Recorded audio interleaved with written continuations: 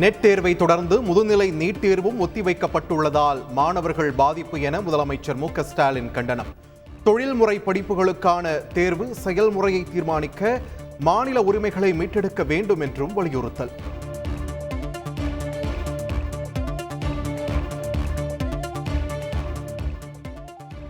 மாணவர்களின் எதிர்காலத்திற்கு பாஜக அரசு மிகப்பெரிய அச்சுறுத்தல். முதுநிலை நீட் தேர்வு ஒத்திவைப்பை சுட்டிக்காட்டி காங்கிரஸ் எம்பி ராகுல் காந்தி விமர்சனம்.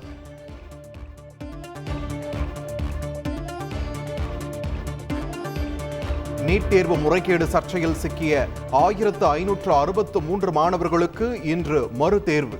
ஏற்கனவே தேர்வு எழுதிய மையங்களில் இன்று பிற்பகல் நடைபெறுகிறது.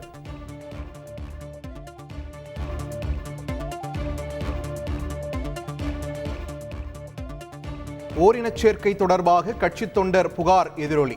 பிரஜ்வல் ரேவண்ணாவின் சகோதரர் சூரஜ் ரேவண்ணா கைது.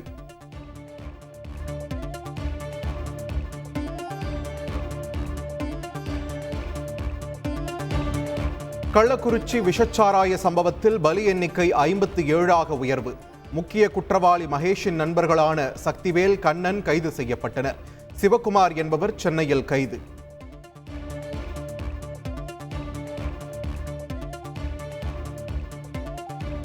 கள்ளக்குறிச்சி விஷச்சாராய பலி வழக்கில் ஹோட்டல் உரிமையாளரின் ஜிஎஸ்டி எண்ணை பயன்படுத்திய மாதேஷ், கமிஷனுக்கு ஆசைப்பட்ட ஹோட்டல் உரிமையாளர் சக்திவேல் கைதானார்.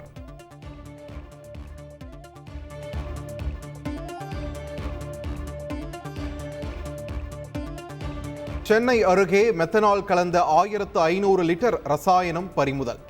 4 பேர் கைது. செங்குன்றம், வடபெரும்பாக்கம் உள்ளிட்ட பகுதிகளில் மதுவிலக்கு அமலாக்க பிரிவு போலீசார் அதிரடி சோதனை.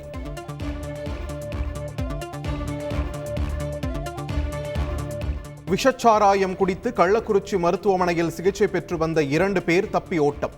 சங்கராபுரம் போலீசார் இருவரையும் தேடி பிடித்து மீண்டும் மருத்துவமனையில் சேர்த்தனர்.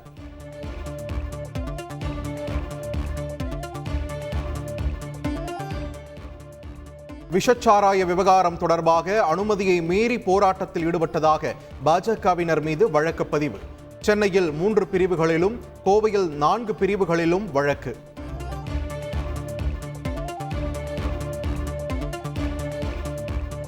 திருச்சி கொள்ளிடம் ஆற்றில் மூழ்கி மாயமான 15 வயது சிறுவன் சடலமாக மீட்பு. தீவிர தேடுதல் முயற்சிக்கு பின் 2வது நாளில் சடலத்தை மீட்ட தீயணைப்புத் துறையினர்.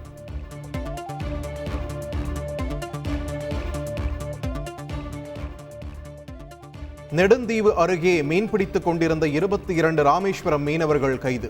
3 விசைப்படகுகளையும் பறிமுதல் செய்தது இலங்கை கடற்படை.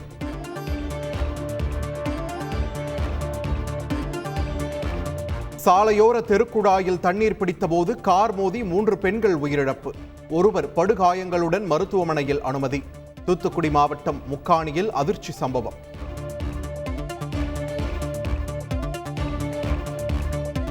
17 வயது மாணவனை காதலித்த 40 வயது தனியார் பள்ளி ஆசிரியை மீது பாய்ந்தது போக்சோ வழக்கு.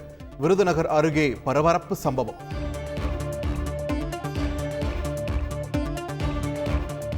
சென்னை சவுகார்பேட்டையில் 5 கோடியே 61 லட்சம் ரூபாய் மதிப்பிலான நகைகள் கொள்ளை. 8 கிலோ தங்க நகைகளுடன் தப்பி ஓடிய நகைக்கடை ஊழியர்களுக்கு போலீசார் வலை.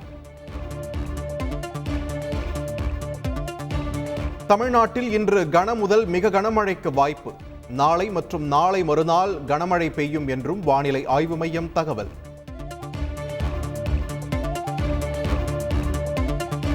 கேரளாவில் 3 மாவட்டங்களுக்கு சிவப்பு எச்சரிக்கை. தயார் நிலையில் தேசிய பேரிடர் மீட்புக் குழுக்கள்.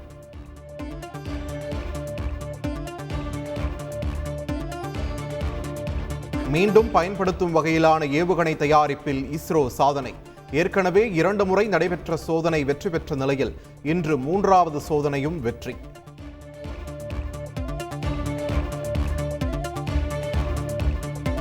இஸ்ரேல் பிரதமர் பதவி விலக கோரி ஆயிரக்கணக்கானோர் போராட்டம்.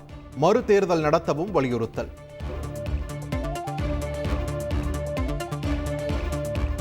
T20 உலகக்கோப்பை கிரிக்கெட் தொடரின் சூப்பர் 8 போட்டியில் இங்கிலாந்து மற்றும் அமெரிக்க அணிகள் மோதல்.